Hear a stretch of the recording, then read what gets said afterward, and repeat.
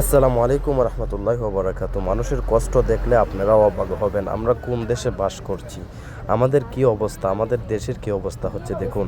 এটা হচ্ছে ঢাকা টু সিলেট মহাসড়ক। এই মহাসড়কে আপনারা যে জাম দেখতে পাচ্ছেন, এই জামটা আমরা অলমোস্ট 2 ঘন্টা ধরে এখানে দাঁড়িয়ে আছি গাড়ির মধ্যে। আপনারা যে যাত্রী দেখতে পাচ্ছেন, প্রতিটি বাস থেকে যাত্রী নেমে গিয়েছে, নেমে গিয়ে সবাই দাঁড়িয়ে আছে, কারণ বাসের মধ্যে বসে বসে থেকে সবাই হয়রান হয়ে যাচ্ছে। এই জামটা দেখো তো বড়, আপনাদেরকে আমি দেখাতে পাচ্ছি না, কারণ অনেক অনেক দূর। আমার মোবাইলের জুমে যতটুকু আসে অতটুকু আপনাদেরকে দেখানোর চেষ্টা করতেছি। কারণ এই জাম আমি জানি না কেন যে লেগে থাকে সব সময়, এই রুটে সব সময় কেন এত জাম থাকে। আমি সরকারের কাছে অনুরোধ করব যেন এই সব বিষয়ে একটু নজরদারি রাখে, সাধারণ মানুষের হয়রানি যেন একটু কম হয়। দেখুন, এখানে আমরা 2 ঘন্টা যাবৎ বাসে বসেছিলাম, তখন আর ভালো লাগতেছিল না, এই জন্য নিচে নেমে এসেছি, এসে একটি ভিডিও বললাম। আর এই ভিডিওটি আপনারা শেয়ার করবেন যেন সরকার প্রশাসন পর্যন্ত গিয়ে পৌঁছে যায়। আমি জানি না সরকারের প্যানেলে যে লোকগুলো আছে, এই লোকগুলো কেন এইসব বিষয়ে নজরদারি রাখে না।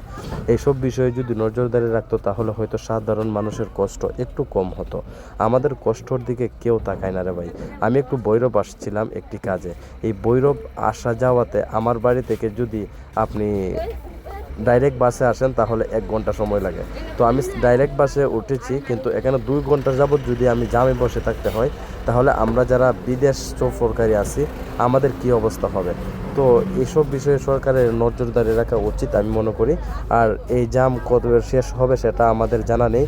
আর আমি সরকারকে একটা রিকোয়েস্ট করব যেন এইসব বিষয়ে একটু নজরদারি রাখে, মানুষের কষ্ট যেন একটু কম হয়। আর দেখুন, এই বাসগুলো দাঁড়িয়ে আছে, কিছু করার নাই, কারণ এই জাম কতটুক দেখাও যাচ্ছে না।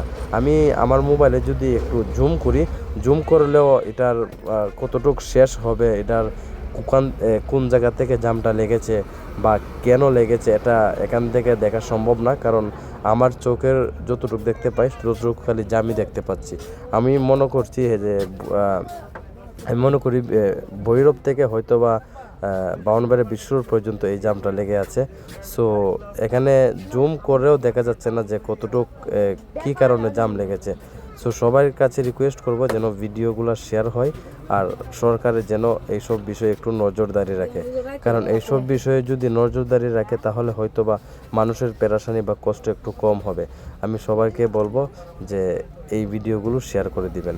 আর সরকারের প্রশাসনকে বলবো প্লিজ এইসব বিষয়ে একটু নজরদারি রাখুন, কেন মানুষের এত হয়রানি হয়। এই হয়রানির জন্য মানুষ রাস্তা যাতায়াত করতে অনেক কষ্ট হয়ে যায়। এই কষ্টগুলো আসলে মানুষ কিভাবে যে সহ্য করে বা সহায় করে, এখানে যারা আছে তারাই শুধু বোঝে। দেখুন, প্রতিটি গাড়ির যাত্রী নিচে নেমে গিয়েছে, নিচে নেমে সবাই সবার জায়গা থেকে সান্ত্বনা হওয়ার চেষ্টা করতেছে, কিন্তু পারতেছে না। সো ভিডিওটি শেয়ার করবেন প্লিজ।